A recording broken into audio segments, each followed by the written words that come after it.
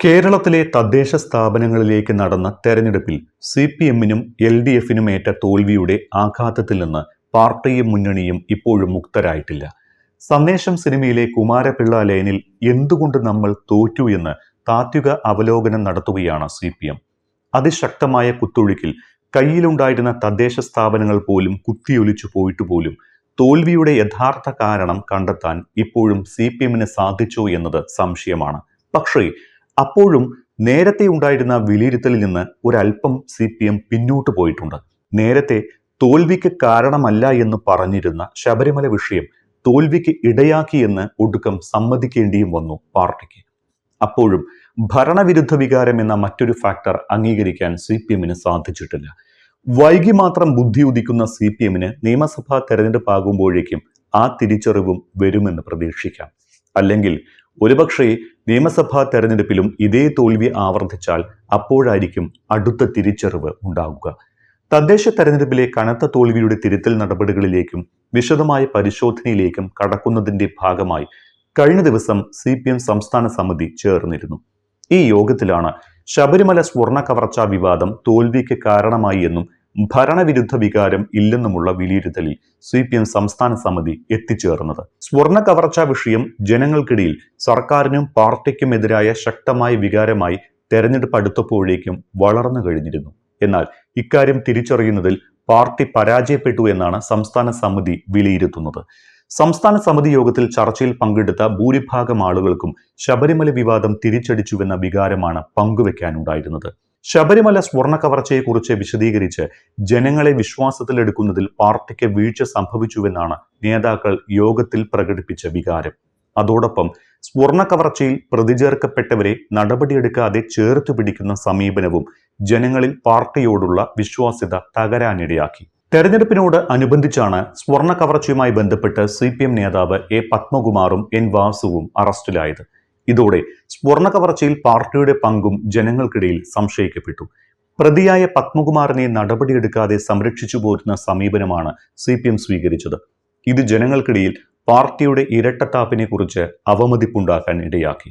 കോൺഗ്രസിൽ ലൈംഗികാരോപണത്തിൽപ്പെട്ട രാഹുൽ മാങ്കൂട്ടത്തിലിനെതിരെ നടപടിയെടുക്കാൻ കോൺഗ്രസിനെ ഉപദേശിച്ചുകൊണ്ടിരുന്ന CPM സ്വന്തം വിഷയം വന്നപ്പോൾ നടപടിയെന്ന ചീട്ട് 8 മടക്കി പോക്കറ്റിൽ വെച്ചു. അതേസമയം തന്നെ മറുവശത്തെ ലൈംഗികാരോപണ കേസിൽ രാഹുൽ മാങ്കൂട്ടത്തിലിനെതിരെ പരാതിയും കേസും വന്ന ഉടൻ പാർട്ടിയിൽ നിന്ന് തന്നെ പുറത്താക്കി തങ്ങളുടെ രാഷ്ട്രീയ മൈലേജ് ഇരട്ടിപ്പിച്ചു. ഇതാണ് സംസ്ഥാന സമിതിയിൽ നേതാക്കൾ ചൂണ്ടിക്കാട്ടിയത്.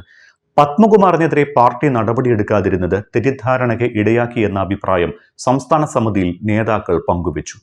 ഭൂരിഭാഗം ആളുകൾക്കും ഇതേ അഭിപ്രായമായിരുന്നു. തെരഞ്ഞെടുപ്പിന് മുൻപും ശേഷവും പാർട്ടി സംസ്ഥാന നേതൃത്വവും മുഖ്യമന്ത്രിയും സ്വീകരിച്ച നയസമീപനങ്ങൾക്ക് തീർത്തും ഘടകവിരുദ്ധമാണ് സംസ്ഥാന സമിതി അംഗങ്ങളായ നേതാക്കൾ പങ്കുവച്ച ഈ വികാരം. തെരഞ്ഞെടുപ്പിന് മുൻപ് തന്നെ പത്മകുമാറിനെതിരെ നടപടി ഉണ്ടാകില്ല എന്ന സൂചനകൾ പരസ്യമായി തന്നെ CPM സംസ്ഥാന സെക്രട്ടറി MV ഗോവിന്ദൻ മാഷ് സ്വീകരിച്ചിരുന്നു. കോടതി കുറ്റക്കാരനാണ് എന്ന് കണ്ടെത്തും വരെ പത്മകുമാർ പ്രതിയല്ല എന്നാണ് അന്ന് MV ഗോവിന്ദൻ പറഞ്ഞത്. പക്ഷേ രാഹുൽ മാങ്കൂട്ടത്തിൽ വിഷയത്തിൽ ഇതേ നിലപാടല്ല CPM സ്വീകരിച്ചത് എന്ന് ഓർക്കണം. അവിടെ പോലീസ് കേസെടുക്കും മുൻപേ രാഹുലിനെ പുറത്താക്കിക്കാനുള്ള സമ്മർദ്ദമായിരുന്നു CPM നേതാക്കൾ നടത്തിക്കൊണ്ടിരുന്നത്. ഈ ഇരട്ടത്താപ്പാണ് ജനങ്ങൾ മനസ്സിലാക്കിയത്. ശബരിമല വിവാദം തിരിച്ചടിയായിട്ടില്ല എന്ന മുഖ്യമന്ത്രിയുടെ നിലപാടടക്കം തള്ളിക്കളയുകയാണ് CPM സംസ്ഥാന സമിതി ഇവിടെ. ശബരിമല സ്വർണ്ണ കവർച്ചാ വിവാദം ഒരു തരത്തിലും കേരളത്തിൽ തിരിച്ചടിച്ചിട്ടില്ല എന്നായിരുന്നു മുഖ്യമന്ത്രി പിണറായി വിജയൻ പറഞ്ഞുകൊണ്ടിരുന്നത്. ശബരിമലയോട് ചേർന്ന പന്തളം നഗരസഭയിൽ ഭരണം പിടിച്ചതാണ് മുഖ്യമന്ത്രിയുടെ വിലയിരുത്തലിന് ആധാരം. പക്ഷേ ഒരു നഗരസഭയുടെ മാത്രം ഫലത്തെ ആശ്രയിച്ച് തെരഞ്ഞെടുപ്പ് ഫലത്തിന്റെ കാരണങ്ങൾ വിലയിരുത്താനാകില്ല എന്നാണ് CPM സംസ്ഥാന സമിതിയുടെ ഈ അഭിപ്രായ പ്രകടനം തെളിയിക്കുന്നത്. ഇക്കാര്യത്തിൽ ഇനി മുഖ്യമന്ത്രിയും സംസ്ഥാന സെക്രട്ടറിയും എന്ത് നിലപാടെടുക്കുമെന്നാണ് കണ്ടറിയേണ്ടത്.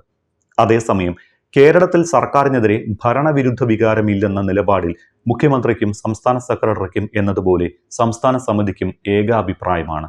തദ്ദേശ തെരഞ്ഞെടുപ്പിൽ ഭരണവിരുദ്ധ വികാരം ഉണ്ടായിട്ടില്ല. അതേസമയം സർക്കാർ പ്രവർത്തനങ്ങൾ ജനങ്ങളിലേക്ക് എത്തിക്കുന്നതിൽ സംഘടനാ വീഴ്ചയുണ്ടായതായി സംസ്ഥാന സമിതി സമ്മതിക്കുന്നുമുണ്ട്. ഒപ്പം ശബരിമല സ്വർണ്ണ കവർച്ച സർക്കാരിനെതിരെ തന്നെയുള്ള വികാരമായി ജനങ്ങൾക്കിടയിൽ മാറിയിട്ടും അത് തിരിച്ചറിയുന്നതിലും സംഘടനാ വീഴ്ച ഉണ്ടായിട്ടുണ്ട്. ഭരണവിരുദ്ധ വികാരം ഉണ്ടായില്ല എന്നാണ് ഭൂരിപക്ഷം പേരും അഭിപ്രായപ്പെട്ടത്.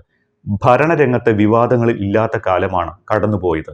സർക്കാരിന്റെ പ്രവർത്തനങ്ങൾ ജനങ്ങളിലേക്ക് എത്തിക്കുന്നതിൽ വീഴ്ചയുണ്ടായി, ജനങ്ങളെ വിശ്വാസത്തിലെടുക്കാനായില്ല എന്നിങ്ങനെയാണ് സംസ്ഥാന സമിതി അംഗങ്ങൾ പരാജയത്തിന് കാരണമായി ചൂണ്ടിക്കാട്ടിയത്.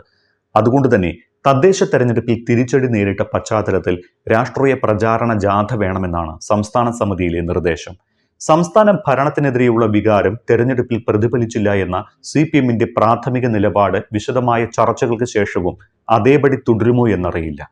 സംസ്ഥാന നേതൃയോഗം എത്തിച്ചേരുന്ന നിഗമനങ്ങളുടെ അടിസ്ഥാനത്തിൽ സംസ്ഥാന തലത്തിലും ജില്ലകളിലും താഴേക്കും സംഘടനാപരവും രാഷ്ട്രീയവുമായ തിരുത്തൽ നടപടികളിലേക്ക് പാർട്ടികൾ കടന്നേക്കുമെന്ന് സൂചനയുണ്ട്.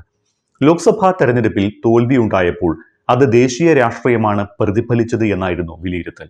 2019 ലോക്സഭയിലും തോൽവിയുണ്ടായെങ്കിലും തൊട്ടടുത്ത തദ്ദേശ തെരഞ്ഞെടുപ്പിൽ LDF ജയിച്ചതോടെ ദേശീയ രാഷ്ട്രീയമെന്ന സമാന വിലയിരുത്തൽ അന്ന് സാധൂകരിക്കപ്പെടുകയും ചെയ്തു. ഇക്കുറിയും അങ്ങനെ ആശ്വാസം കണ്ടെത്താമെന്ന മോഹത്തിനാണ് തിരിച്ചടി കിട്ടിയത്. സംസ്ഥാനത്തെ രാഷ്ട്രീയ ഘടകങ്ങൾ മുന്നണിക്ക് ദോഷകരമായി എന്ന് തന്നെയാണ് ഇത് വ്യക്തമാക്കുന്നത്. അതുകൊണ്ട് തന്നെ നിയമസഭാ തെരഞ്ഞെടുപ്പിന് മുന്നോടിയായി കേരള യാത്രയും കേന്ദ്രവിരുദ്ധ പ്രക്ഷോഭവുമായി രാഷ്ട്രീയ പ്രചാരണത്തിന് ഒരുങ്ങുകയാണ് LDF. കേന്ദ്ര സർക്കാരിന്റെ സംസ്ഥാന വിരുദ്ധ നയ സമീപനങ്ങൾ തുറന്നു കാണിക്കുന്ന പ്രക്ഷോഭ പരിപാടികൾക്ക് LDF നേതൃത്വം നൽകും.